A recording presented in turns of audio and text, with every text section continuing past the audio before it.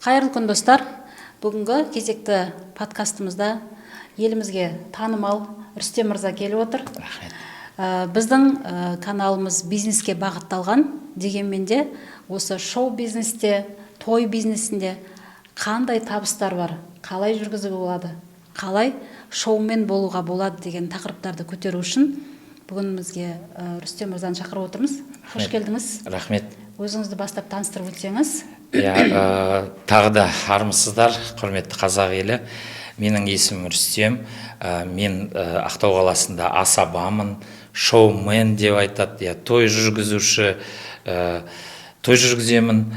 Қазір мен 2007-ден бастаған сияқтымын, уже неше жылдай болды, мен сондай тәжірибем бар. Қазіргі таңда сұранысқа ие деп айтуға болады, енді жақсы тойда жүрген асабам, шоумен. 2007, 20 жылға? 20 жылға жуық болды, 16-17 жылдай болып қалды. Керемет.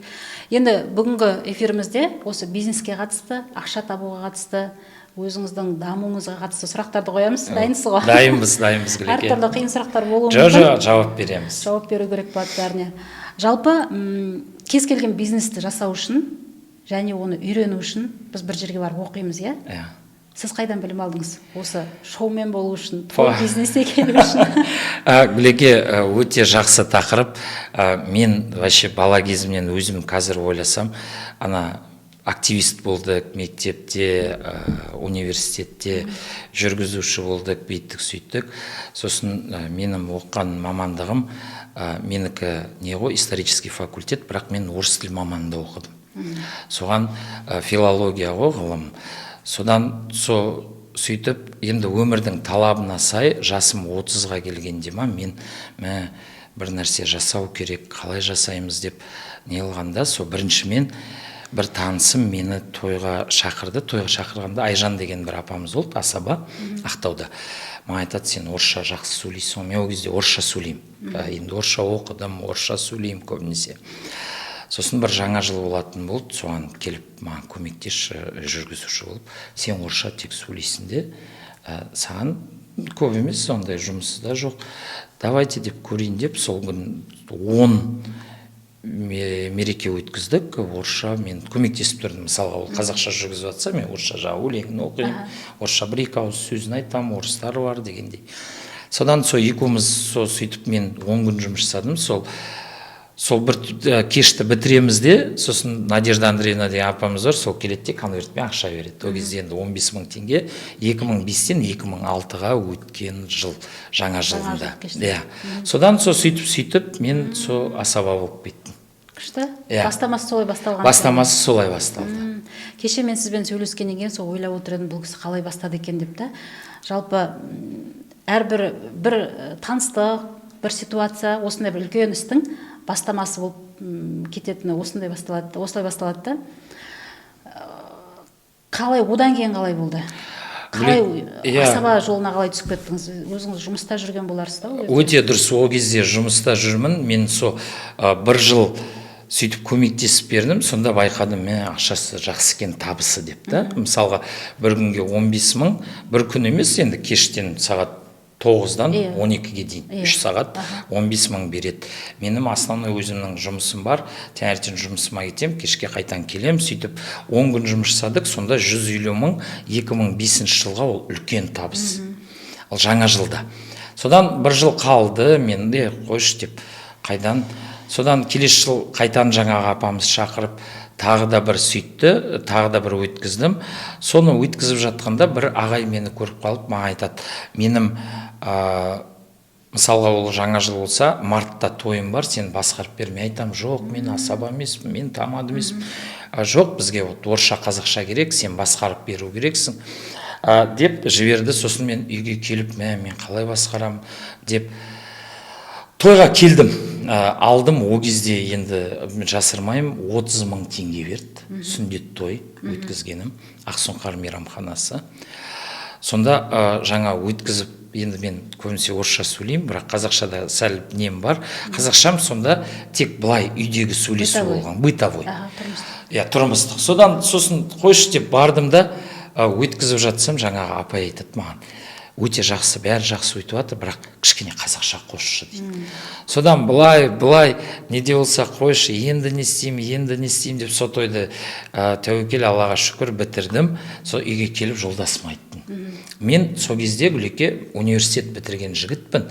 Мен жаңа той саласына түскенде мен бір түсінгенім, менде багаж жоқ. Менде вообще дым жоқ халыққа айтатын. Жаңа ана сөз бар ғой, сөздік қор вообще ноль. Сөз бар ғой, жаңа қол бастау қиын ба, сөз бастау қиын ба деген, негізінде сөз бастау өте қиын нәрсе екен. Соған үйге келіп, енді Гүлеке сіз білесіз, менің жолдасым мына Ақшұқыр мектебін бітірген, алтынмен сол Ақшұқырда ілініп тұрған несі фотосы, еңбегі сіңген, университетте жұмыс жасады, қазақ тілді енді жеген былай. Сол жолдасым мені дайындады. Кәдімгі үйде өлең жаттатты, Абай жолын дауыстап оқытты, ана караокенің микрофонымен мені тұрғызып қойып сұрайды, сосын мынандай сценарий жазып берді. Ауылдың үлкендері шыққанда мынандай сөз айтылады, нағашылар шыққанда мынандай сөз айтылады деп барлығын бүйтіп жазып берді. Сонымен мен дайындалдым. Сонымен дайындалып, сонымен маған айтады, Абай жолын оқу керек, сенің тілің қазақшаға сыну керек, сен сөйлегеніңде акцентің бар, қазақша деп бүйтіп, сөйтіп мені әдеби тілге апарып сол үйреткен жолдасым. Керемет. Айсәуленің еңбегі ерен екен ғой. Иә, Айсәуле продюсерім деймін ғой. Себебі мен бастағанда кішкене орысша той, орыс дегенмен біздің Ақтауда, Маңғыстауда ондай орыстар жасайды 3 айда бір рет. Ал көбінесе енді қазақи той ғой, бізге спрос, сұраныс. Соған мен кәдімгі дайындалдым да, сол папкамен жүрдім бірінші жылдар. Мен ана қарақ қоям, жаттайым, бірдемелерді естеймін, бір әңгімелерді. Бірақ маған анандай қиын болды. Мысалға бір жерде мен оқып алам ба, соны бүйтіп әдеби пересказать ету өте қиын болды. Бірақ дегенмен мен сол тырысып, енді не дегенмен өзіміздің тіліміз ғой. Содан қазір мен Аллаға шүкір осы кәдімгі үйреніп, өзімнің ішімде қандай ойы бар, мен соны толықтай, асықпай, әдемі қылып жеткізе аламын. Сөйтіп кеткен. Керемет. Қараңызшы, біздің эфирге келіп, біз білмейтін фактілер шығарып отырмыз. Рахмет, Гүлеке, рахмет. Күшті. Ал енді осы той бизнесінде уже 20 жылға жуық жүрсіңіз, бұл сіздің нақты, тұрақты салаңыз қазіргі таңда, басқа жерде жұмыста барсыз әлде? Гүлеке, мен бар ғой, дополнительно кезінде мен былай жұмыс жасадым, мен бір түсінгенім, адам баласы бір жұмысты ұнатама, жақсы көрема, толықтай берілу керек деп, мен 12-ші жылдан жұмысты қойдым. 12-де? 12-де. Бірақ енді 13-те менің бір жолдас жігітім бір ТО ашады, соған мені директор алып алады, енді пенсионка жүрсін бірдеме, енді қазіргі заманға сай. Бірақ мен толықтай мына творчествоға кеттім. Оның өзінің плюсы бар. Бұрында мен жұмыстан келемде кешкі тойға бару үшін менің энергиям жетпейтін еді. Себебі мен шаршаймын. Ана 300 адам, сен жұмыстан шаршап келдің. Ал қазіргі таңда, мысалға мен жұмысты қойып бастағанда тойға сен толықтай дайын болып келесің. Энергиямен демалып келген, даусың саңғырлап тұрады, әдемі болып келесің да, и сен шаршамайсың тойда. Сол. А осы той бизнесіне өту үшін қандай да бір жаңа Айсәуленің дайындығынан басқа дыбыс қою деген бар, өзіңізді ұстау өте дұрыс деген сияқты мәселе, может тағы да бір мен білмейтін жаңағы оқулар бар ма, өзіңізді дайындау үшін қандай курстардан өттіңіз деген сұрақ.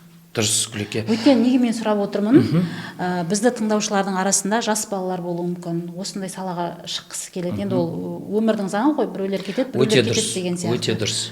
Сол балалар қалай дайындалу керек? Тамада болу үшін, асаба болу үшін, халықтың алдына шығып сөйлеу үшін, сөз саптауын дұрыстау үшін қайда бару керек? Енді сіз шыққан кезде, енді қазір курстар көп. Сіз шыққан кезде жоқ, вообще жоқ. Өте дұрыс. Алматы жақтарда болған болуы мүмкін, бірақ біздің Ақтауда курстарын дамып жатқаны, ашылып жатқан енді ғана да. Өте дұрыс, Гүлеке, жақсы сұрақ. Қалай дайындалдыңыз Айсәуледен басқа? Мына мен бастағанда енді Айсәуле бір, енді ол сірә өзімнің жаңа тілі ғой. Сосын маған мен айтып отырмын ғой, жаңа мектепте, университетте кішкене ведущий болғаныма менде анандай өзім ойлаймын қазір, менде андай дикция зат, мен өзім сол қойып тыңдап сөйтіп жүрдім. Иә. Сосын маған мына әншілер, асаба музыканттардан маған өте көп көмектескен, тие берсін, мына Баймұрат бар ғой, Айсұлудың жолдасы, Сұңғаттың бапасы. Баймұрат деген өте талант кісі еді, жатқан жер жайлы болсын. Ол кісі музыкант болып отырғанда мен бір байқайтыным, ол кітап оқып отырады постоянно. Кітап оқып отырады, сосын біздерге жаңа маған мына жерін былай қыл, мына жерін былай қыл, мына жерін былай өткіз деп маған үйреткен ана тамадының основасы дейді ғой. Міне былай сен ана кәдімгі контрольда ұстау керексің халықты. Мына жерде мынандай зат айтылу керек былай деп. Ол бір Баймұрат. Екіншісі Құдайберген аға деген біздің музыкантымыз бар. Мына Абай мәдениет сарайында, біз Ақтау қаласында. Көл ағай білесіз ғой, баяғыдан келатқан өте керемет әнші, продюсер, музыкант. Сол Көл ағай мен Майра апа жеңге жолдасы, екеуі сол Көл аға маған көп көмектесті. Так, мына жерде былай сөйлейсің, мына жерде былай, мына жерде дикцияңды көтересің, мына жерде былай түсіресің деп. Сосын тағы да бір көмектескен Нұрболат аға деген, білесіз ғой, Нұрболат ағаның ДК дружбаның несі қазір басшысы болу керек. Тоже музыкант кісі. Сол маған бүйтіп айтқан, тойды бір тональностьта өткізуге болмайды. Мысалға сен шықтың, жаңа кәдімгі торжественный дауыс, ал құрметті қалайық, қош келдіңіздер. Сен бүкіл тойды осы бір торжественный, бір дауыспен, бір дикциямен өткізсең, онда халық шаршайды. Сен өзгертіп отыру керексің тональностьіңді. Бір күн бір қаттырақ айттың, бір рет бір жай айттың, где-то бір ән айттың, где-то бүйттің деп маған вот енді школа жизни дейді ғой, солар сөйтіп үйреткен. Сөйтіп мен үйрендім. О кезде курс жоқ. Курс жоқ. Мен Гүлекке сияқты профессионалдарда шамалы ол кезде аз ғой. Өте аз. Сосын тағы да бір көмектескен маған Гүлекке. Вот енді мен өзім ойлаймын, маған сондай до того мына тойды жүргізу күшті бір ұнап жүрді да. Мен вот сенесіз ба Гүлекке, вот қазір есіме түсіп отыр. Мен інім үйленгенде келінді ұзату тойын Қосай, Орал, Байсеңгір деген асаб тамады басқарды, Оралдікі. Өте мықты тамады. Мен сол ерінбей дискісін алып, дискісін тыңдап, қыз ұзату, мен ана сөздерін тыңдайым, дикциясын тыңдайым, ананың жүріс-тұрысына қарайым. Сосын бейнеулік асаба бар. Қазір 76 жылғы жігіт, толық жігіт, атын ұмытып отырмын. Бір бейнеуде, ол бейнеуде тұрады дейді. Білесіз ба? Атын ұмытып отырмын, толық бір күшті сөйлейді ол кісі, ол жігіт. Сол мен айтайын деп отырмын. Мына Рауан деген мейрамхана болды, ол кезде ескі түрі болды, бір қабатты. Қазір енді 2 қабатты. Сол кезде мен бос уақытым бар, 6-шы күн обедте той болады, мен сол тойға кірем, шетте отырып тыңдаймын жаңа. Ерлан бекен, атын ұмытып қалдым. Тойға, қонақтыққа қатысыңыз жоқ? Жоқ, мен қатысым жоқ. Жаңа асабаға музыкантқа амандасам да шетте отырам. Мен ана жігіттің жүргізгенін қараймын. Сөздерін тыңдайым.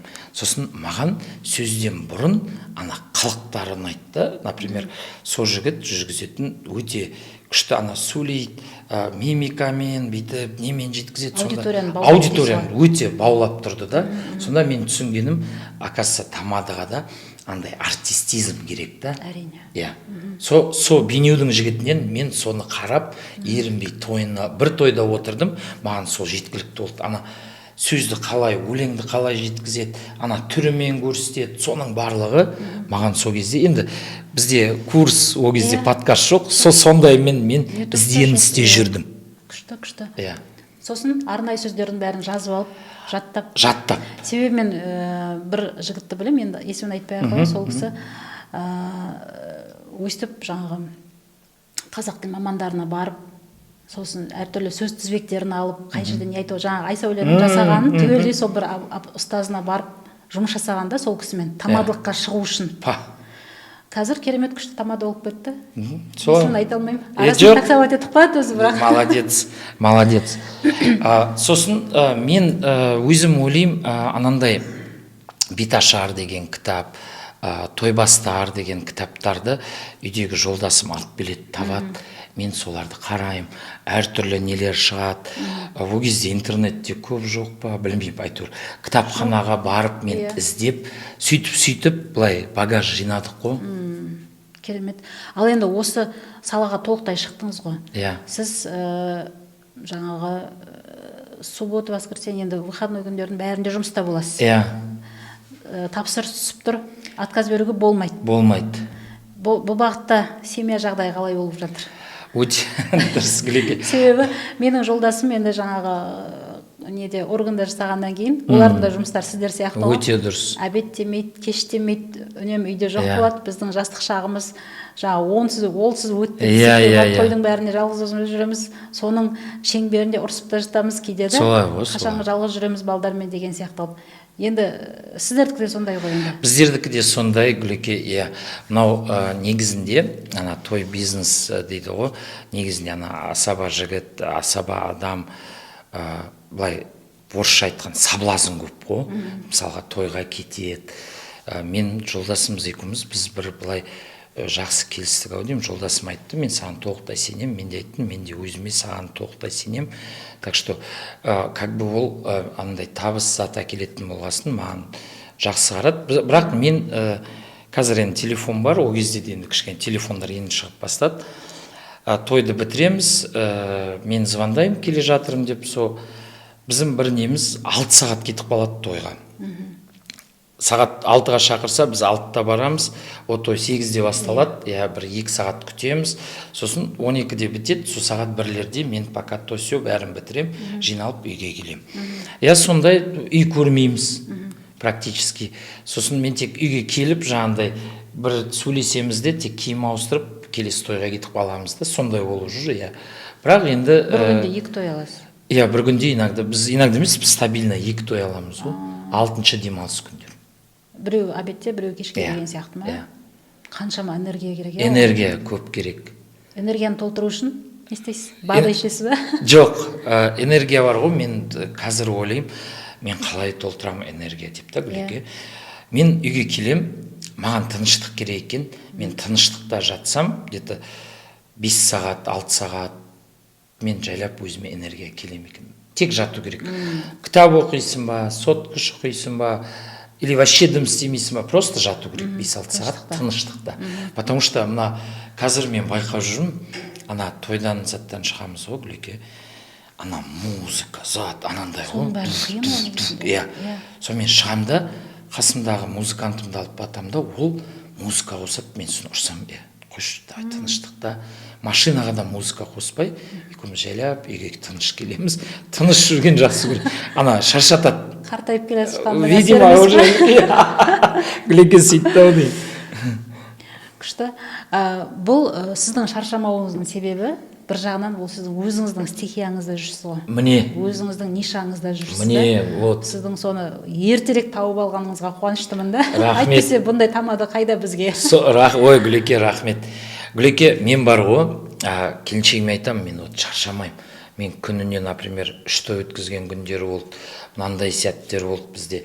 Таңертең емес, енді 10-дарда бірдемесін жүргізіп береміз, обедке дейін, обедте бір жас, одан шығамыз да жаңа біреудің тұсауын кестіртеміз, одан шығып выпускнойға баратын кездеріміз болды. Выпускной 9-10-дарда басталады, 10-11 жас. Сонда мен неге шаршамайым деп етіп өзімді есептесем, мен ең алдымен ол энергия екен. Маған мына жұмыс ұнайды. Мен мына жұмыста жаңа сіз айтып отқандай өзім стихиямды таптым. Мен мына жұмыстан ләззат алам. Кәдімгі маған ұнайды, маған осы бүйтіп жүрген, мынандай фанфар, музыка, жаңа бәрі ұнайды. Сондықтан, видимо, мен шаршамаймын да. Сосын тойды бітіргесін баяғыда ана Баймұрат айтқан, біздерге музыкант асабаларға шаршадым деп айту болмайды, той келмей қалады. Той келмей қалады деген арамымыз бар да. Сосын біз шаршадым ба дегенде жоқ, біз дайынбыз келесі тойға деп сөйтіп тұрамыз да. Видимо, уже өзімізді іштен қабылдап, сөйтіп уже дисциплинировать етіп, тренировать етіп қойғанбыз. Бір жағынан енді ақша келеді ғой. Ақша келеді. Өте жақсы. Сол. Енді біздің каналымыздың ең маңызды сұрағы, қанша ақша келеді сізге? Қанша табыс табасыз? Гүлеке, вообще қазір той бизнесті өте табысты жер. Асаба орташа бағамен айтқанда 70 пен 100 мыңның арасында алады бір тойдан. Қазір баяғыдай бағалар жоқ, 30 мың, 40 мың. Қазір енді біреулер бүйтіп келісіп жатыр. Кезіндегі біздер бастаған баға 30-40 мың. Қазір бағалар көтерілді. Асабалардың мен енді барлығына білмеймін ғой, кімнің табысы қалай. Например, мен орташа бағамен осы бір тойдан 70, 120-150 мың арасында аламын. Мысалға үйлену той, ол күрделі той, мен одан көбірек аламын. Қыз ұзату көбірек аламын. Ал енді мынандай мерей тойлар, бір жас, сүндет тойға бізде өзімізде ставкілеріміз бар. Ол 120, 100 енді сондай бағалар. Өзінің сондай тойдың форматына қарай өзінің бағалар форматына бөлінеді. қарай, мен сөйтіп өзім есептеймін. Олар жаңа сіздердің өздеріңіз бір қоғамдастығыңыз болады, асабалардың деген сияқты. Сол жерде бір талқыланатын мәселе ма, или әркім өзінің бір-біріне звондап, жаңағы анонимно звондап, сенде қанша деп біліп аласыз? Ол бар ғой, Гүлеке, әркім өзін қалай бағалайды, сөйтіп бағасы. Мен лично өзім солай, себебі бізде өзімізде чат бар екен, жігіттерде, мен ол чатта көп отырмаймын, себебі чатқа керек емес, бос әңгімелер болады. Бірақ мен енді көп асабалармен біз общаться етеміз.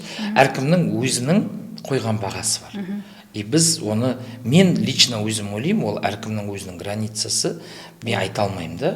Ол өзін мысалға 100 мыңға бағалайды. Мен еңбегімді 120-ға бағалаймын деген сияқты. Себебі бізге клиент маған звондайды да, маған айтады: неге мен ана асабаға звондадым, ода 80 мың, сенікі 120 мың дейді. Мен айтамын, мен енді білімім, мәдениетім соған сай болғасын, мен сөйтіп айтып тұрмын, сізге ешкім дүнде атқан жоқ, сіз сол 80 мыңның асабасына алыңыз деймін да. Жоқ, мен сені алғым келеді. Сен маған именно 80 мыңға түсір дейді. Мен айтам, жоқ апа, мен аласыз, онда 120 мың. Ал осы бағаға тағы да асабалар сұрайды, қай ресторанда өтеді деп сұрайды. Қай ресторанда деп. Егерде сосын мен ойлаймын да, ресторан қымбат болса, значит бағаны да көтереді ме екен. Ресторан арзандау болса, онда сәл түсірем, егер ол тапсырыс берушінің әлеуметтік жағдайына байланысты деген сөз. Мә, Гүлеке, өте жақсы сұрақ. Сол сұрақ сізге қалай жауап бересіз? Бағаға әсер етті ме? Ресторанға мен өзім ресторанды былай бағалаймын.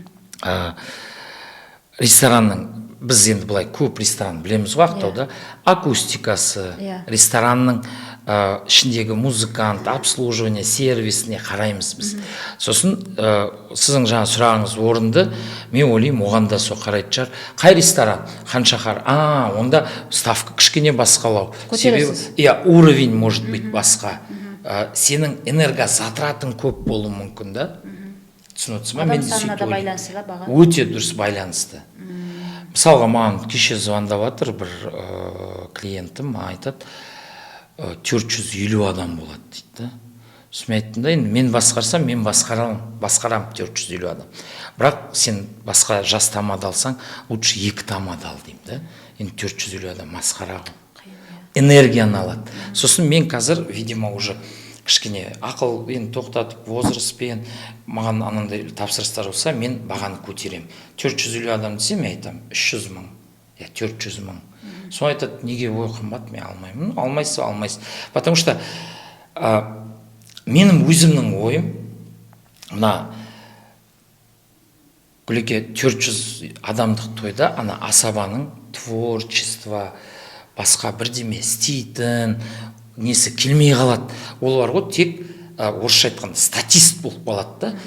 Микрофонды алады, жаңа құдалар сізге бердім, жиендер сізге бердім, маманың достары сізге бердім, сөйтіп тек микрофон тасушы болып қалады. Қалған ана өзінің ойындағы, өзінің бар өнерін, қасиетін, ойыны болсын, әні болсын, ол сала алмайды о жерге. Себебі о жерде ол тостың құлы болып қалады.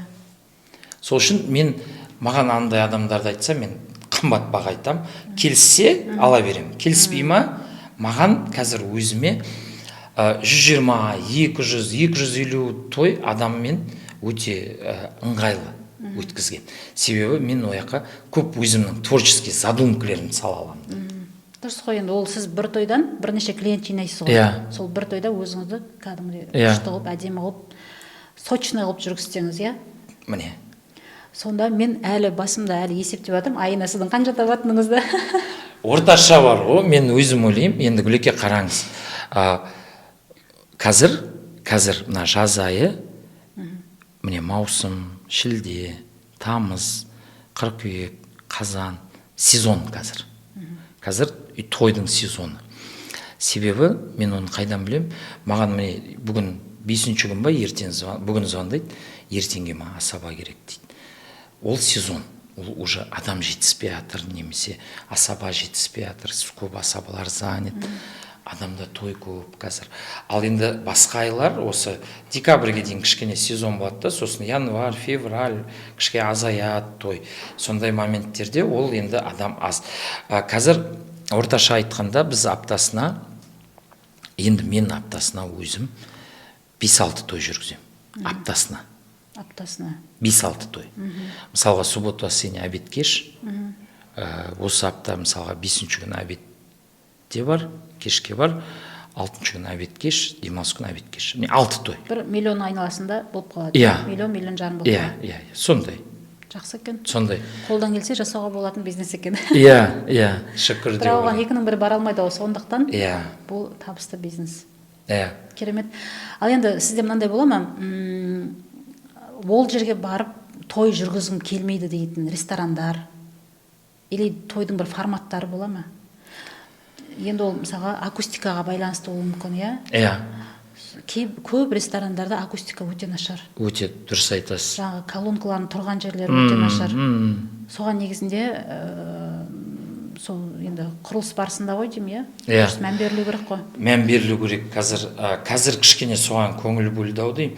Біздің қаладағы көп мейрамханалар тек былай, енді ол да бизнес қой, салып алды да, мынау зал, мынау той, міне аппаратураны қойдым, микрофон, колонка мына жақта тұр, ана жаққа жетпейді, ондай да бар.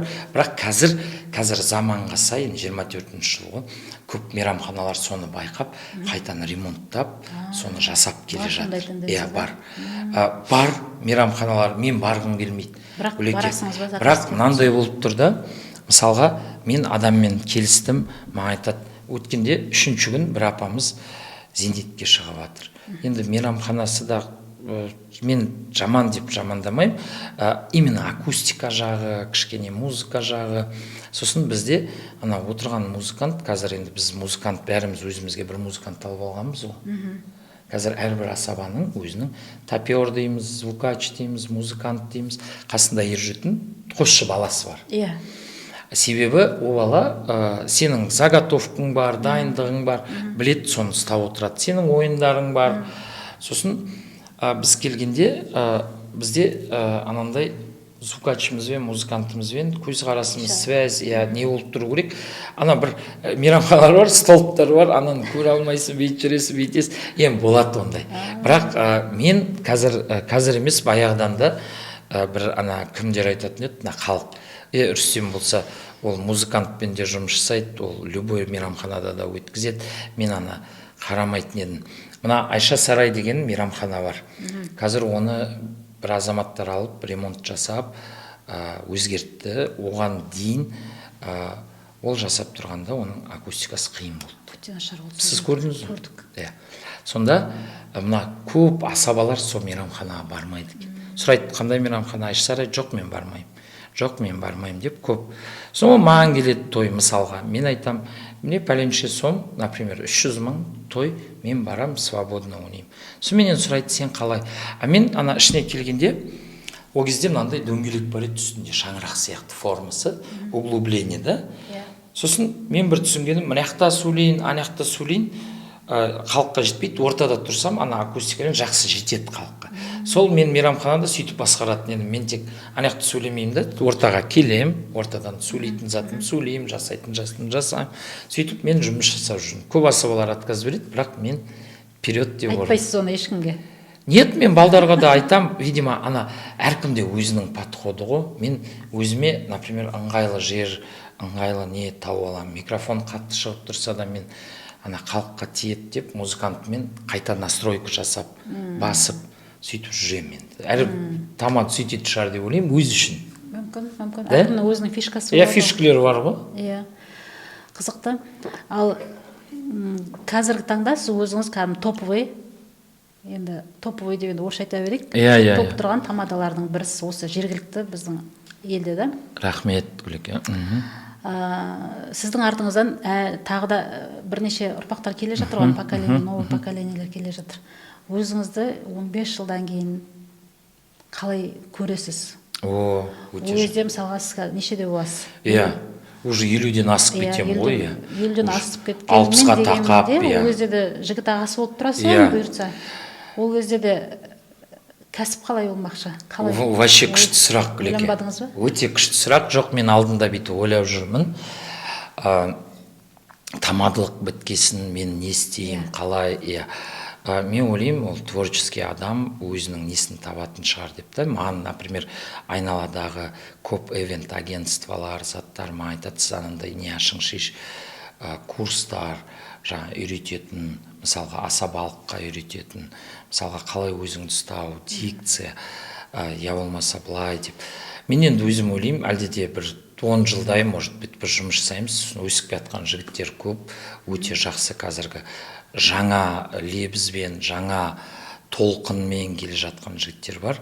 Солар ары қарай алып кететін шығар деген ойдамыз. Біз сосын жайлап уже андай совет беріп, мемуар жазып, кітап жазып, сөйтіп қала беретін шығармыз.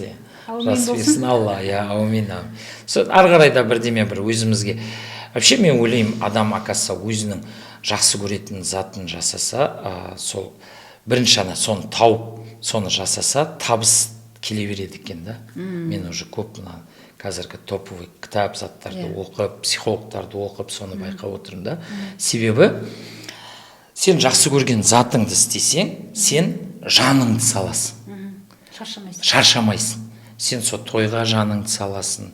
Себебі тойды мен баяда ойлайтын бір енді жігіттер бар, келеді, қазір басқарып тастаймын ғой деп. Жоқ, олай болмайды. О келіп, сен жаныңды, тәніңді, ниетіңді салмасаң, ана халықты алдай алмайсың. Халық сенің ішіңдегі сезіп тұрғаныңды біледі. Сен кішкене халықтан қорқып тұрасың ба, соны байқайды. Сен халықпен әдемі сөйлесіп, обратный связь жасап тұрасың ба, халық соны байқайды. Халық саған индикатор, халық білдіріп отырады. Сен өзің қобалжып тұрсың ба, халық солай тұрады. Сондай болды ма, сондай жағдайда? Сондай болды менде. Іштей, мысалға, күйзелісте болып, іштей бір ол семьялық жағдай болсын, или біреумен болып қалған бір конфликт болып қалған болуы мүмкін да, тойдың алдында. Иә. Барғыңыз келмейді, мысалға біздер жеке кәсіпкер болғаннан кейін жұмысқа барғымыз келмесе, бармай қала аламыз да. Иә. Аллаға шүкір. Иә, біз ете алмаймыз. Сізде қалай? Бізде былай, өте жақсы сұрақ, Гүлеке. Себебін айтайын, Болат, сіз дұрыс айтасыз. Мен баяда ойлайтын, бізде бір той өткізіп жатырып, бір әншіні жалдадық, жақсы ақшаға жалдадық. Ол ана бірінші әнін айту керек, екінші әнін айту керек. Еще мен оған не қылдым да, давай сен алың мына жігіт маған ұнайды, талант, күшті, жанды дауыста айтады. Ұсындым. Тойға келдік, что-то бастап жатырмыз тойды. Сосын ана жігіт бүйтеді, ой, бірдеме айтам, саған не ол, давай барлық зат нәрсені таста, тойға включайся, еңбегіңді жаса, сен келісіп қойдың ғой, нормальный ақша. Ой, Раке, жаңа үрсем, Раке, менің настроением жоқ. Сосын мен оны басқа комнатаға алып барып айттым. Не болды сенде? Проблема, зат, тастайсың. 3 сағат. Сен мына ақшаға келіп отырсың. Сен бесплатно емес. Сені талант деп алып отыр. 3 сағат еңбегіңді жасайсың. Күлгің келмей ма? Өзіңе улыбка қоясың, натянутый. Ана затты алып таста, артынан ана тойды бітір, ақшаңды ал, алғысыңды ал, мана қайғыңа түс. Деп мен соған совет бердім. Содан кетті, сол тойды жүргізіп отырып. Сонда мен өзім ойлаймын да, мен постоянно былай айтам. Мынақта халық сені жалдап тұр. Маған, басқа асабаға, ана әншіге, ол очередной той. Халықта жасап атқан той иесінде бірінші үйлену тойы болуы мүмкін, бірінші қуанышы болуы мүмкін да. Сол үшін сені жалдады ма, сен адал өзіңнің жаңа бар нәрсеңді, талантыңды бойында сояқта салу керексің. Да, менде қиын кездер болады, ұрсық балам, битік балам. Мен тойға кірерде тастаймын соны. Мен психологически өзімді үйреттім да. Мен тастаймын, мен келем, мен полностью тойға кірісіп кетем. Мен қазіргі кезде көп музыканттар телефонмен отырады, тамадылар да бар, мысалға отырып атта телефон қарайды. Мен даже телефонды да алып тастаймын, сумкаға салып қоям, мен жұмыс жасау керек. Мен толықтай ана тойға берілу керек. Бізде элементарный мынандай бар, Гүлеке. Міне үлкен зал, мен тос бердім, мен келемде, или шай ішем, тамақ ішем, там сотка қарайым, ана той жайына қалып жатыр. Тос өздері айтып жатыр. Сол моменттерді мен жастарға да үйретем. Тос бердім ба, сен тұр сояқта. Сен тыңдап тұр. Біреу, может быть, сөйлемей қалады. Біреу микрофон өшіп қалады, элементарный затта. Сол үшін сол момент сен жүгіріп барып, микрофоныңды ауыстыр. Болмаса, микрофон уже тосты болып қалды, тамады жоқ. Содан ары қарай туна адам сөйлейді, ұзара береді. Сен контрольда ұстап отыру керексің. Оны бізге Сәттіғұл аға деген ағамыз бар, асаба болды. Білесіз ғой Сәттіғұл аға? Сіздің тойыңыз жүргізген. Сәттіғұл аға о жағынан вообще анандай идеальный тамады ғой. Содан үйрендік біз. Баяғыда Баймұрат айтатын еді, Сәтікеңе қараң, Сәтікен қалай жүргізеді, именно соның несін ал. Ол четко по полочкам қояды тойды. Тосты береді, алады микрофонды, билетеді. Микрофон халық шашырамайды, отырғызады. И біздің халықты сондай тізгін саған бергесін, сен сөйтіп ұстау керексің да тізгінде. Контроль емес, енді бірақ адам бүйтіп жаулап, бүйтіп жүрмеу керек деп ойлаймын өзім. Негізі айтуыңыздың дұрыс, кәдімгідей тамадаға байланысты ғой. Ол еще оңай шаруада емес қой. 300 адам, минимум 300 адамды өзіңе қаратып, ұйытып, тыңдату, ойындарын жүргізу, соның барлығы өте жауапты және қиын жұмыс деп ойлаймын. Әйтпесе деген екінің бір тамады болып кетпейді ме? Сол ғой, Гүлеке. Рахмет. Үйдегі 4-5 бала шағасын егер алмай отырмыз кейде. Кейде бір моменттер болып жатады. Сөз таласы болып жатады. Ал 300 адам, оның ішінде деген неше түрлі пиғылмен келіп отыратын адамдар болады, неше түрлі настроениемен келіп отыратын адамдар болады. Ал мені күлдір деп отыратын адамдар болады, мен қозғалмаймын деп. Или бүйтіп келіп отырады, мені таңғалдыр. Мені таңғалдыр деген бар. Керемет. Ал осы сіздердің ортаңызда конкуренция деген қалай? Біз енді мысалға мен бизнестің терминдерін сізге қолданып жатырмын. Неге? Себебі сіздікі тоже бизнес қой. Услуга, қызмет көрсету жағы да. Жаңа эфирдің басында айттыңыз ғой, менікі бизнес емес деп өзіңіз мойындамайды екенсіз, бірақ енді ақша жүргеннен кейін, табыс тауып жүргеннен кейін бұл бизнес ретінде қарау керек та. Дұрыс. Конкуренция бізде, мен баяғыда соған қатты көңіл бөлетін. Конкуренция, ана тамады, мына тамады деп та. Қазір мен мынандай неге келдім, Гүлеке. Видимо, уже немен кітап оққанның арқасы, құндылықтар өзгерді ма. Былай ғой, негізінде біздің Ақтауда, даже Ақтауда алайық, любой тамадыға объем жетеді. Себебі әрбір тамады, ол әрбір тамадының жүргізген несі, методикасы, оның актерский мастерствосы бөлек та, и әрбір тамадының өзінің клиенті бар деп ойлаймын мен. Қазір вот түсінгенім. Болады, например, маған звондайды, менің кішкене фишкім, мен орысша қазақша жүргізем.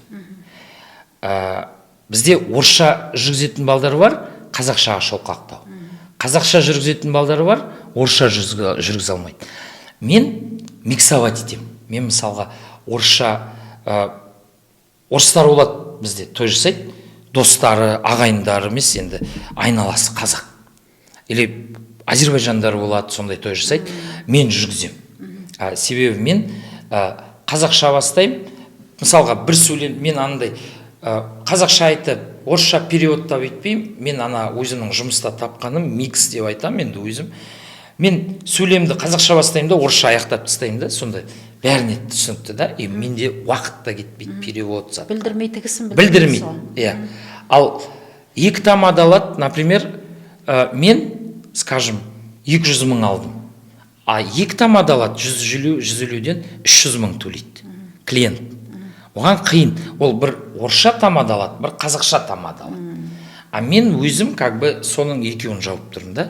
Сондай моменттер болады. Енді конкуренция дегенде содан құралады ғой. содан звондайды, ой, маған мынандай былай еді, мен айтам, енді мен бос болмасам, ана тамады, мына тамадыны алыңыздар деймін де, мен спокойно номерлерін берем.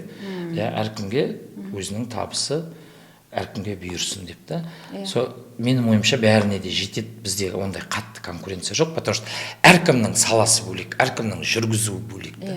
Форматы бөлек. Енді конкурентоспособный деген сөз бар ғой қазір. Бәсекеге қабілетті болу үшін адам өзінің жаңағы, енді сіздің сфераға келетін болсақ, тек қана жаңағы сөз байлығы, өзін ұстау мәнері деген емес, сонымен қатар жаңағы сыртқы келбетіне де адам мән беру керек. Вообще молодец, Гүлеке. Осы жағынан сіз қалай қарайсыңыз? Гүлеке, күшті сұрақ. Негізінде, мен сізбен толықтай келсем, арнайы ер азамат сырт келбеті, киім үлгісі бәріне қарайды. Оны қарау керексің. Сосын қазіргі таңда сен ана конкурентный способный болу үшін тамадылар трендте жүру керек та. Тренд деген, мысалға, міне жаңа бірдеме тиктоктан шықты ма, возможность бар ма, сен соны тойға қос. Сен в тренде жүресің. Жаңағы өлең шықты ма, сен сол өлеңмен қатысты жүргізіп жібер. Мына кеше ана бір 3 китайцы па, не зат, ән айтты ғой, уха дегенді. Солар тренд мысалға да. Сондай бір трендтерді водить ету керексің. Сен музыкада болсын, сен киімде болсын. И киімге де затқа қатты қараймыз біз. Өзіңіздің стилистпен жұмыс жасайсыз ба? Мен стилистпен, Айсәуле стилистім. Мен стилистпен жұмыс жасаймын. Менің өзімнің барберге барамыз, біз кәдімгі барбер шопымыз бар, который полностью бізді қарайтын. Стилистім Айсәуле, сосын біз енді киім зат кішкене ауылда жүргесін Ақтауда повтор болмау керек та. Сол үшін мен Ақтау емес, енді Алматыдан киім үлгісін заказдаймыз. Түркиядан, енді өзім бір жерге шығып келсем, мен сол жерден алуға тырысам да. Ізденісте болам дейсіз ғой. Ізденісте чуть-чуть сенде бір кішкене отличие болу керек та, басқа деп ойлаймын. Дұрыс. Болу керек солай. Әйтпесе соның барлығы да ол әсер етуші факторлар ғой. Жаңағы сыртқы келбеттің өзі, мысалға жаңағы «Падешка встречает» деген бар ғой. Өте дұрыс. Той иесінің жаңағы тойға қалай дайындықпен келді да. Мысалға маған ұнамайтын нелер бар да, той жүргізген кезде фотоға, видеоға түсіретін балалар жүреді да, алба-жұлба киініп алған, ол деген қақ ортада жүреді, тойдың ортасында да. Ол отырса екен бір бұрышқа барып, онда ладно дейсің ғой енді. Олар қақ ортада жүреді да, жаңағы ұлым-жылым киімдермен, ол біреудің тойы ғой. Ол біреудің салтанаты. Ол жерде той иелері әртүрлі күшті вечерний киіммен келеді да. Дұрыс. Жаңағы киімдеріне қарайсың да, кәдімгідей отырған адамның настроениесіне әсер етеді. Білмеймін, маған солай. Басқа біреулер жоқ, көп адамдар бізге айтады. Енді оны бізде жігіттерге жеткізіп жатырмыз. Біз енді өзімнің музыкантыма дейін, біз ресторанда мен сұраймын, музыкантыма бабочка тағып кел, сөйтіп әдемі костюммен кел деп та. Өз музыкантым. Енді камерашы жігіттер кішкене олар өздерінің басқа команда ғой. Бірақ қазір ол тенденцияға қатысты мейрамхананың да администратор иелері айтып жүр. Жігіттер осыған қарай қатты деп қазір сол уже өзгеріп жатыр қазір. Қазір жақсы. Жоқ, сіздікі дұрыс. Себебі ол болған нәрсе, бар нәрсе. Ең қиын тойың қандай болды? Мынандай болады ғой, той иелерінің аурасы ауыр, томсырайып отырған барлығы деген сияқты. Қиын бір аудиторияға кіргенде бір болады ғой, болады. Мысы басып тұратын адамның үстінен бір былай салсаң да елеуге келмейтін деген сияқты бір есіңізде қалған бір сәт болды ма? 15-ші жыл ма, 14-ші жыл ма бір жақсы кісілер, бір жақсы той иелері баласын үйлендірді. Ол кезде Назира деген мейрамхана, 3-ші Униколайға қарама-қарсы. Сол жерде той болды. Сосын сол той иелерінің көп қонақтары анандай болды. Енді қаланың жүріп қалған азаматтары, жағдайлары бар. Сонда мен бір байқағаным, тойға барлығын ат салысып жатыр, кәдімгі өзіміздің дұрыс сценарийімізбен жүргізіп сөйтіп жатыр. тұрмайды, билемейді, ойынға шықпайды. И мен сонда таңғалғанмын, қалай мына той иелерін мен білем, айналасын білем, олар ана әрбіреуінің тойына барса көтеріп билеп жүреді, мыналар неге? Сонда мен бір таңғалғаным, оказывается, ондай да болады екен. бір сағаттардан ба, 1 сағат жарым мен кәдімгі бүйтіп, ойынды да бәрінде бүйтіп, не қылады, сосын алдымда, қойшы деп бүйтіп. Кәдімгі ана жүргіземіз, бізде болады иногда. Қойшы, тек тосып берем. 1 сарымен тек жүргізем. Сол момент ана халық көтеріліп бастады. Сонда мен ойлаймын, неге деп артынан ойласам, ана адам келіп, біздің адамдарда кішкене не ғой, жаңа мана сіз күшті сұрақ бердіңіз. Бір иногда сен ана кім қандай пиғылмен келген білмейміз да. Сосын бір иногда попадать етесің, иногда попадать етпейсің. Мысалға, бір столға отырып қалады, кілең көңілсіз адамдар, біреудің жағдайы бірдеме, бір нәрсесі бірдеңе, сосын общий фонда стап қалады да, барлық адам соған қатысып қалады да. Но какой-то уақыт керек болады, чтобы адамдар кішкене ойын өзгертсін, бүйтсін, сөйтсін. Оказывается, сондай да момент болады екен. Мен бір өзімде тойда бір рет сөйтіп, есімде қалды. Мен таңғалатын едім, неге билемейді халық, неге бүйтпейді халық деп. Соны не қылып қалдым. Сол, так что ол любой тойда, ана тойдың енді Гүлекес өзіңіз білесіз, аурасы болады, атмосферасы болады. Көп той иелерінің ниетіне де байланысты, өздері қандай адам, сосын келген қонағы, жаңа айтып отырмыз ғой, біреу таңғалдыр мені, немесе бір тойлар болады, келесің, саған вообще жеп-жеңіл, себебі ана отырған адамдар өздері алып кетеді сен. Мә, былай ма, давай былай. Ол да сол дос жарандарына байланысты да. Мысалға, өткенде Гүлекеңнің тойында сіз алып кетіп жатсыңдар, достары, бала күннен жүрген. Сөйтіп әрбір тойда өзінің бір алып кететін адамдары болады. Болсын дейтін адамдар. Болсын дейтін адамдар. Мынау біздің той қалай біз болмайды, біз отырмау керекпіз, давай ойын ба, не зат деп тамадында подгонять етеді да. Басқа облыстарға барып той жүргізіп көрдің? Жүргіздім, мен Астанада. Ерекшеліктері қандай? Ерекшеліктері ма? Ерекшеліктері, мен Астанада жүргіздім. Мен оны неге сұрап отырмын? Мына тұрған Атыраудың өзінде той басқаша жүргізіледі екен. Ал енді біздің Маңғыстаудың кішкене менталитеті қаттылау ғой. Қатты да, жаңа айтып отырғандай, мені күлдір, мені қозға, жаңағы күшті болсаң бүйтіп көр деген сияқты менталитет қой біздерде. Өзімізге білмейді, бірақ сырт көзге айқын қатты білінеді да. Қатты енді жаңағы қазақи дәстүрлікті сақтағандықтан ба, или жаңағы инабаттылық, ибаттылық деген қатты бізге берілгендіктен ба, кішкене тяжеловеспіз да бәріміз. Өте дұрыс. Мына Атырауда той жүргіздім, мен 10 шақты той жүргіздім. Атыраудың бір жақсы андай на подъем легкий дейді ғой, олар жеңіл. Олар ойын күтеді сенен, давай вперед.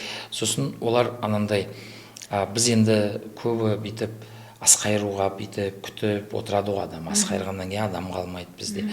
Анау обедте басталды, той түнге дейін жүре береді. Адамдар азайып жатыр, оларға ондай. Мен айтам ғой, қалай халықты асқайтару керекпіз бір. Қой жоқ, қазір 1-2 адам қайрар, бетеріміз, той өз барысында жүре береді. Ол Атырау. Астанада жүргіздім, Астана кішкене орыс қолдау. Орыс қолдау. Оларда да, конечно, біздің ойындар, заттар былай өтеді, бірақ ана көбінесе бүйтіп қазақи бірдемелерді берсең, олар қызықтанып қарайды да. Қазақидың де өзіміздің бір күшті бір фишкілерімізді беріп, өткенде мен бір сөйтіп той жүргізіп келдім. Олар таңғалады, оларға қызық, олар уже түсінеді, что оказывается, тойда мынандай сөз заттан басқа қазақи мынандай бар екен ғой деген уже көңілдер аулады да, бүйтіп жақсы. Но кішкене енді орыс қол, сосын олардың несі 40 адаммен той басқарады. 40 адам, 50 адам сөйтіп тойды жүргізесін. Алматының... Біздегідей баға қоя алмай қаласыз оларға 40 адамға. Жоқ, біз Алматы, Астанаға чуть-чуть қымбат қоямыз ғой, себебі бізде проезд бар, анаяқта проживание бар. Оның бәрін төлейді, но сен уже бағаны чуть-чуть қымбат қоясың. Но олар кәдімгі үйіп тыңдайды. Сосын Алматының өзінің системасы бар той өткізуді. Алматыда да мысалға олар 3 дос береді, антрактты қосады, содан кейін қайтадан 3 дос береді. Ояқта да үйіп тыңдайды, ояқта да қазақи жүргізсең вообще жақсы. Маған бір ұнаған, мен осы жерде шымкенттіктердің тойын жүргіздім. Осы Ақтауда. Ол қалай болды? Басқаша болғанда мына жақта былай екен. Мына шымкенттіктердің тойы Гүлеке осыдан бір 5-6-7 жыл болған шығар. Жастаурендегі мейрамхана бар, білесіз ғой. Бір ағамыздың, менің бір таныс ағамыз бар еді, бір аралас жүрген, ассалаумағалейкум деп. Сол айтады, менің бір досым баласын үйленуіне еді. Бала Ақтауда тұрған, ата-анасы анаяқта. Келін Ақтаудікі, үйленіп жатыр. Әкесі айтқан екен, мен Ақтауға барып той жасаймын. 150 адам Ақтауда той жасайды. Почти барлығы приезжий, енді 20-30 адам Ақтаудікі. Енді жаңа баланың өзінің достары бар. Сонда маған бір ұнағаны, жоқ, кәдімгі біздің Маңғыстауский немен болды, өзіміздің стилімізбен. Маған ұнағаны, үйіп тыңдайды ғой. Ана 150 адам той, ресторанда да акустика не очень. Тып-тыныш. Сен айтып жатсың ба, тыңдайды. Оказывается, шымкенттіктер, мен мынау асаба, мынау тамады деп ерекше құрмет көрсетеді. Бағынады дейсіз ғой. Бағынады. Олар тып-тыныш отыр. Кәдімгі ана молдаға берген балалар ұсап, тып-тыныш. Мен өзім таңғалғанмын, андайда той болады екен ғой деп. Тып-тыныш. Біз енді үйреніп қаламыз, сен сөйлеп жатсың, фоным мына жақта сөйлеп жатыр, ана жақта сөйлеп, ана тып-тыныш. Ол мен өзім ойлаймын, тәрбие деп. Мүмкін. Себебі олар асабаны тыңдайық. Енді біз алдық қой, біз тыңдау керекпіз деп тыныш отырып, сол той сөйтіп өткен. Мен сонда өзім мә деп таң қалдым. Сонда мен басым дейдім, айттым, сіз өте керемет екен. Құрмет қой. Элементарно. Маған мынандай сұрақ келіп тұр да. Адай күйін естісек, табақта келе жатқан басы елестейді да, қазіргі таңдағы ассоциациямыз ба? Сол енді қалыптасып қалған бір дәстүр ұқсап кетті ғой. Адай етті адай күйімен шығарады дегенде, ол немен байланысты, білесіз бе соның бір себебін? Мен бір күндер бір Инстаграмда опрос жүргізіп қарағам. Осының бастауы қаяқтан шықты, кім мұның авторы деп та? Ешкім жауап бере алмайды ғой, менің командастарым. Ешкім бере алмайды. Менің қасымда менімен бірге бастаған музыкантым бар, Болатбек деген жігіт, жанды дауыста ән айтады, өзі қазір асаба болып кетті. Сол екеуміз біз той басқа жүргенде баяғыда көңіл ашар ма, сол күймен шығаратын едік та. Ол қазір үрдіс мына мейрамханалардан болып кетті-ау деймін да. Себебі так, міне ет жіберіп жатырық, адай күйін қос. Даже мынандай моменттер болды бізде. Басқа рудың адамдары, биріштер адай күйімен шығарады да, мысалға. Ол қарап отырсаң, адай күйі ол біздің гимніміз. Соған күні кеше, мен Гүлеке міне бүгін сізге подкастқа келіп отырмын, күні кеше мен тойда болдым, Хан Шаһар деген мейрамханада қонақ болдым. Сонда жаңа үрдіс басқа күйімен шығарды кеше, етті, видимо, уже олар да түсініп жатыр ма. Сол негізі ұяттау сияқты маған. Ұяттау. Әйтпесе ол біздің деген неміз ғой, гимн деп айттыңыз ғой. Әнұранымыз. Әнұранымыз Маңғыстау. Құрманғазы атамыздың күйі адай деген, енді омен жауға шапқан атам қазақ. Соны тоқтату керек сияқты. Соны келсем. Жатталды бойымызға жалпы. Оны бүгіннен бастап біз уже өзгеріске енгізуге атсалсақ. Барлық тамадалардың, барлық той берушілердің, музыканттардың құлағына алтын сағат деп қояйық осы жерде да. Дұрыс, Гүлеке, дұрыс. Керемет. Сізге қалай подкаст ұнап жатыр ма? Маған керемет ұнап жатыр подкаст. Мынадай сұрақ.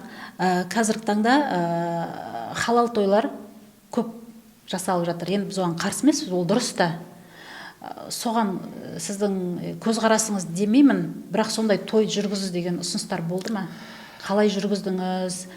Сосын бір тойды естідім, би болмасын деген тойлар да болыпты да. Бір, білмеймін, сіз естідіңіз бе? Естідім. Соны бір кісі жүргізіпті деп. Мен бар ғой, вообще халал той енді қазір барлығы өзгеріп жатыр ғой, өте жақсы. Қазір тойда баяғындай ондай қатты ішімдік зат жоқ ғой.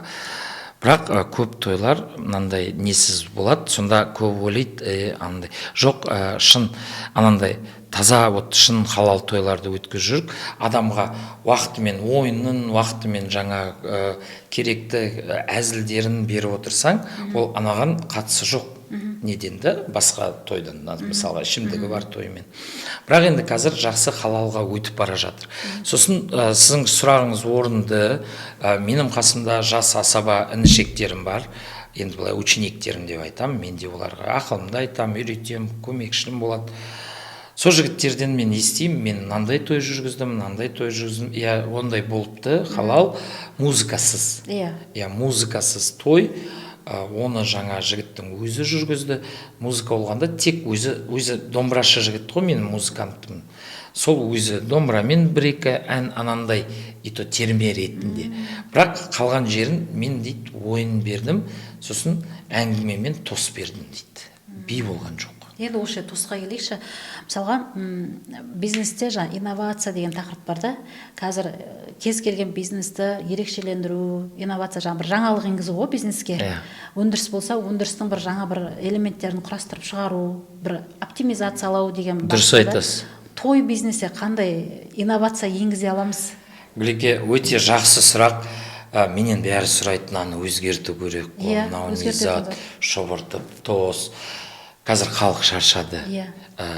Халық шаршады, себебі мен халыққа да түсінем, өзіңізде көріп жүрсіз. Халық аптасына 5-6 тойға барады. Анау шақырады, көршісі шақырады, ағайын шақырады. Қазір мынандай бар, мен өткенде жігіттермен біз уже жайлап келістіріп жатырмыз. 4 тосқа көшіп жатырмыз. Алдында мен тамада от бастағанда, баяғы кезде мен кішкене бір айтып кетейін, бұрынғы тамадыларға мен басымды ием. Бұрынғы Қалбай аға бар, үлкен кісілер қазір. Сәттіғұл аға. Бұрынғы тамадылардың вообще жүргізуі бөлек еді. Баяғыда мынандай еді Гүлеке, сіз де жаңа көріп қалған шығарсыз. Мен Ақсұңқарда бір жолдас балам үйленді. Бірінші дастархан дейді. Да? Сосын ет беріледі, бірінші горячий беріледі, 1 сағаттан кейін ет беріледі, ас қайтарылады, үлкендер тұрады, басқа бөлмеге барып, чайныйге барады, білесіз ғой? Жарты сағат маяқта антракт би болады, сосын 3-ші стол деп отырғызады, голубцы, тефтели береді, тамақ келеді, енді уже адам азаяды дегенмен, сол 3-ші столға жастардың тілегі қалады, бірдеме қалады, сондай қалады. Бұрында сондай еді, білесіз ғой? Сол кезде қалай жүргізген деп мен? Мен таң қалам, қандай багаж керек кімдерге, тамадыларға да, анау сөйлейді. Сосын сол кездің тамадыларын мен қазір құлағымда есімде бар. Ана бір тос беру үшін ол бір 10 минут сөйлейді. Ананы айтады, мақтайды, әкеледі. Қазіргі тамадыларға вообще оңайда, қазір уақыт жоқ, қазір саған керек емес жарты сағат сөйлеу да. Сен тарс бір 5-6 әңгімеңді айтып жібересің де, тек шақырып алып тосыңды бересің да. Но қазір жаңа оптимизация, инновация өзгеріске атыр ғой. Енді мынандай болды, менде Хан-Шаһарда бір той жүргізем, 400 адам. Зал забитый, полный. Сонымен той иесіне айттым. Еще бишілер, әншілер шақыртқан, Алматыдан Жанболат Жазира келген, енді жұлдызды топ қой, көп топовый әншілер келген. Мен айтам, бізде программа үлкен, 4 тос қылайық. Сосын айтты, қалай қыламыз? Мен ақылым. Өздері келісіп отыр. Өздері келісіп отыр. Біз соны 4 тоспен жүргіздік. Бірінші тос, мысалға, Жеменей Қожам Сүгір ауылы ма? Толық Жеменей Қожам Сүгір ауылы шығады. Ауыл үлкендері, аға жеңгелері, іні келіндері, апа жезделері, соларға қатысты жиендер шықты. Қожам Сүгір ауылы ауылдың үлкендерінен 3 адам айтты, отырғыздық. Екінші тос толықтай нағашылар, жиен, бөлелер. Енді жақын өзінің кетті. Үшінші тос құда, көрші, жаңа құдаша или жаңа құда кетті ма? Төртінші тос достары, коллективтері, ата-анасының, сөйтіп кетті, жастардың бәрін бір қыламыз да. Соңғы тос тек ас қайтарып той иелері рахметін айтады. Соны 4 тос қылдық, өткен 400 адам, барлығына жетістік. Бірінші тостан кейін жаңа Жанболат пен Жазира өздерінің жақсы әнін айтты.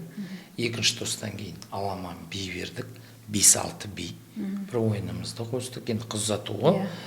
Бір ойынымызды қостық. Үшінші тос бердік, жаңа құдалар шықты, ауылдың құдалары шықты. Олардан да бір 3-4 адам. Сосын қазір адамдар да түсініп жатыр. Адам, мына тосқа шыққан адам көп адам болып шықса, аз сөйлейді.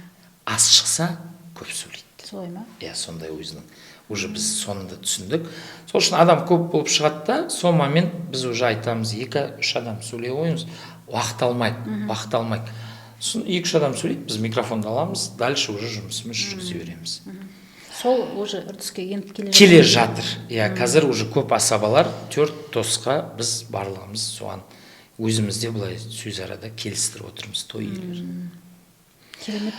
Әртүрлі тойлар бар, жақында жігіттер өткізді, вообще тос бермейді, ауылдың үлкендері айтады, жаңағы құдашалар айтады, той иелері соңында айтады. Сондай да бар, концертный программа жүргізеді.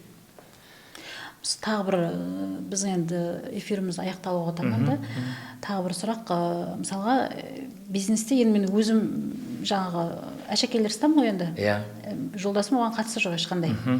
Бірақ менің жаңағы наблюдением дейді, байқауларым бойынша бір бағытта, егер ері мен әйелі бір бағытта дамитын болса, олар жаңағы ұшады дейді ғой енді. Атады деп айтады ғой енді қазір. Дұрыс айтасыз. Сізде Айсәулені қасыңызға ассистент қылып, бір команда қылып алуға мүмкіндік болмады ма? 20 жылдықтың ортасында. Иә, ол біз командамыз ғой, ол мені мотивация береді маған. Давай вперед. Мен бір тойларға келем, бүйтем, что-то не то қылып тұрмын, бүйтіп тұрмын деп звондаймын. Ол маған мотивация береді. Қалай не то, давай вперед, тек алға. Ақшасын алып қойдым ғой. Еще ақшасын алып қойдым ғой мен деп. Бізде сондай бір команда өзімізде. Бірақ енді толықтай мен ана тойдағы өзімнің переживанием болсын, басқа зат, өзімнің енді біз қазір мен мынандай қыламын, тойды өткізем, тойға халыққа той ұнайды, той күшті өтті деп айтады. Бірақ мен уже мынаяқтан какой-то может быть просчет, какой-то момент, әттең-ай мына жерін бүйтіп жіберу керек еді деп бір неге келем ғой, мен сол моменттерді онымен обсуждать етемін. Міне мына жер былай екен, мына жер былай екен. И келесі ситуацияға келгенде мен уже сол моментті біліп отырамын да. Иә. И сосын вообще мен өзім ойлаймын, қатып қалған зат жоқ. Менен көп адам сценарий сұрайды, мен жазып беремін де айтам, енді той барысы әртүрлі болуы мүмкін. Бірақ мына общий бізде сценарий, шаблон. Бірақ тойды жүргізуде импровизация да, деп ойлаймын. Көп жерде импровизация керек. Ана тамадының өзі импровизировать ету керек да. И ол тамады қалай вот импровизациямен алып кетеді. В принципе, импровизация қиялмен сен ана отырған халықты вообще ламбада билетіп Африкаға алып кете аласың. Енді әртүрлі ғой енді. Осы бұрынғанда жұмыс универде болдың да? Иә. Осыған дейін универде болдың. Осы шоу-бизнес деп айтайықшы енді. Иә, шоу-бизнес қой, иә, дұрыс. Осы шоу-бизнеске келгенде не өзгерді өзіңде? Бұрынғы универде жүрген оқытушы Рүстем қандай еді? Өте дұрыс. Қазір қандай болдың? Бір адам бір анализ жасайды ғой, мысалға мен былай айтам да, енді мен де универден шықтым, көп нәрсені оқыдым, өзімнің жаңа үлкен апайларымның мен жетекшілігінде болдым ғой, заместитель директор болып жұмыс жасадым, жаңа Гүлсара Бекмановнамен жұмыс жасадым, білесіз да? Да, конечно. Ол кісінің көптеген сабақтарын мен қазір өзіме пайдаланамын да. Сол кездегі универде сабақ берген кезіміздің өзі, ол халықты алдына шығып сөйлеу, ол тыңдата алу, оның барлығы бізге үлкен өмірге репетиция болып келген екен.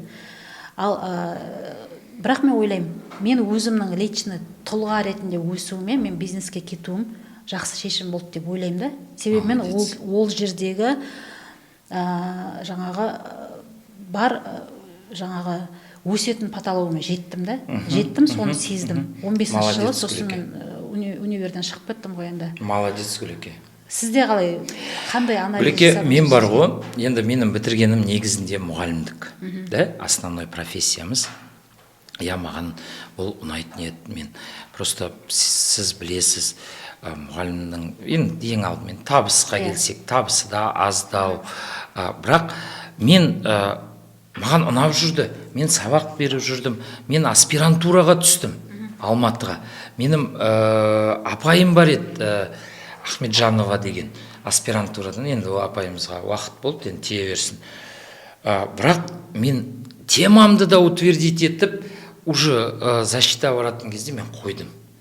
Сосын мен тамада болып кеткелі, қазір мен қарайым, мен дым жоғалтқан жоқпын. Мен наоборот, неден кетіп, мен ана жерде, скажем, шаблонный ростта, сен баяғыда білесіз, стажер преподаватель, старший преподаватель, аспирантура бітірсең доцент, көп болса профессордың несін аласың. Ол наукамен заниматься етуге сенің мына шетіңде жағдайың бәрі затын жақсы болса. Мына бала шаға бар, мына семьяң бар. Ер адам, баяда мен папам айтам, мен қалай, енді сен ер адамсың, қалай тәрбиелейсің, қалай бағасын өзің білесің, енді ты должен пахать деп та. Содан мен мынаған өткенде мен дым жоғалтқан жоқпын, мен себебін айтайын. Мен баяғыда мынандай болды. Бір тойға мені апай жалдайтын болады да, Ақсұңқарға келіп қарап кетеді. Сосын жалдайды деп айтпаңызшы, тапсырыс берді деп айтыңызшы. Кешіресіз, тапсырыс беретін болды тойға. Сол апай келеді де, есіктен қарайды да, менің жүргізіп жатқанымды көреді де, сосын жауапта кетіп қалады да. Ертесі күн маған звондайды. Сәлеметсіз ба? Сіз мен көрдіңіз ба кеше? Мен өзім шақырдым, қараңыз. Сосын еще тапсырыс бересіз. Сосын маған айтады, мен көрдім, бірақ маған сіз сияқты слишком культурный тамады керек емес деп жүрген ғой. Сондай да болады екен, мен ішімнен ойладым, маған жақсы болды. Комплимент деп та. Гүлеке, себебі мен жоғалтпаған себебі мен қандай университетте бар мәдениет, адаммен сөйлесу бар ғой, соны мен мына тойға алып бардым. Мен тойда, мысалға, жас балдар бар қазір, сен деп сөйлейді, үлкен әжелерге. Әжелермен әзілдеседі. Әзілдеседі. Мен айтам, сен вообще мына жерің дұрыс емес. Ерсі. Біздің қазақтың тойын, мен қазір өзім ойлаймын, көп жерде анандай уже мазақ қылып жіберген да. Қарап отырсаң, ол той деген Аллаға, елдің қазынасы, Аллаға шүкіршілік. Ол той неден жасайды? Асып тасқаннан жасамайды. Мысалға сүндет той міндет болғасын ағайынды жинайды да, өзінің қуанышын бөліседі да. Сол момент мен өзім ойлаймын, мен тамадымын, мен ешкімге сен деп айтпаймын, мен ешкімнің көңіліне тимеймін. Мен основной критерийлерді үйретемін балдарға. Адамның киімі, адамның болмысы, ол толық болсын, ол басқа, сен бір тиын ода шаруаң жоқ. Ол сен емес. Сен оны, мына жерде менің ойым былай, мен тойға келгенде мен өзімді былай санаймын. Мен той иесі, мысалға, Серік пен Айгүл, мысалға, той тапсырыс берді маған, мен солардың атынан шығып тұрған адаммын. Солардың ой пікірі, солардың құрметін мен халыққа көрсету керекпін. Келген халық, солардың сыйлы адамдары, Серік пен Айгүлдің тойынан, ол адамдар ішіне әттең-ай, мына асаба мені бүйтіп ренжітті-ау деп кетпеу керек деген. Көп тойда солай кетеміз. Основной принципім сол. Мен сосын әзілдесем ба, мен до того өзімді үйреткен, мен ананы күлдіртсем де, ананы бір көтеретіндей қылып әзілдесем да адамды. Әзілім анаған ауыр тимеу керек. Баяғыда бізде Жанболат деген тамада бар еді, өзі шаш жоқ басында да, сол өзін приколға алатын еді да. Сол дұрыс зат себебі. Сен басқа адамның хақың жоқ.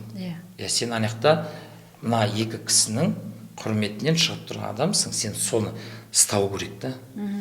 Сол мен ойлаймын, мен ана Рүстеммен, қазіргі Рүстемде менде сақталған мәдениет, сосын мен мына жерде көп өстім. Мына бизнесте өсет дейді ғой, мен өстім. Мен адаммен қарым-қатынаста өстім. Өткенде мынандай случай болды бізде. Алматыда бір семинар болды, деньги, духовность деген. Духовность и деньги деген. Енді орысша болды, бірақ дегенмен өткізіп жатқан қазақ апамыз жаңа үлкен психолог. Соған мен ерінбей бардым. Ал Көкшетауда бір жігіттерде бір тамадалардың несі болды, бірақ оны қара жерінде ол орысша екен да. Орысшаға мен өзімнің нем жетіп тұр.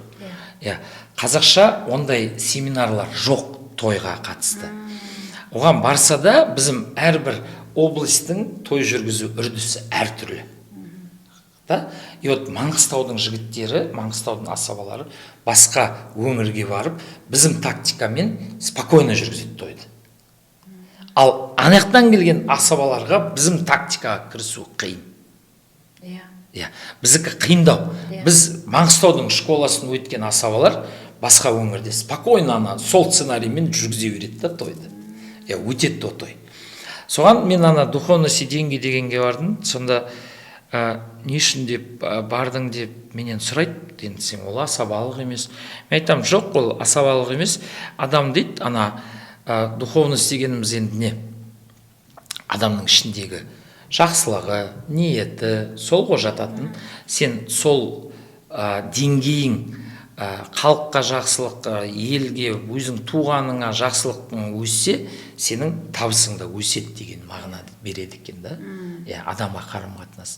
Сол үшін мен ойлаймын, ол вот асабалық жұмыс, жаңағы мәдениет затты сақтау, и вот мен сол үрстемнен қазіргі үрстемде мен мәдениетімді сақтап қалдым. Маған әлі күнге дейін, например, боқтап сөйлейтін адамдар болса да жағымсыз, қазір анандай көп нелер, енді өзіңіз де көріп жатқан шығар, стендаптарда андай өздеріне көп не береді да, свобода, боқтап сөйлейді. Баяғыда біздің аталарымыз айтатын еді, жаман боқтап көп сөйлеген адамның ырысы қашады деп та. Ол сөздерінде шалдардың мағынасы бар деп ойлаймын да мен. Енді қазір психологияда да солай айтады ғой. Ол біздің аталарымыз оны баяғыда шегелеп қадағып кеткен ғой. Дайындалып. Ортаң өзгерді ме? Ортаң өзгерді ме? Орта өзгерді. Менің бір достарым бала күнімнен, университет кезімнен достарым бар еді. Енді өмір болғасын біреулер енді бақилық болды, енді кетеді. Бірақ қазір біздің жолдас жігіттерімізден мен осы 4 жылдан бері біз ана медийный личности, инстаграмдағы блогерлер деп бір жақсы общаться етіп, ол да өзгерді ортамызда. Олармен де біз көзқарасымыз өзгерді. Олармен де араласамыз, бір жаңа заттарды білеміз. Сосын жастар болғасын кішкене трендте де жүргіміз келеді да.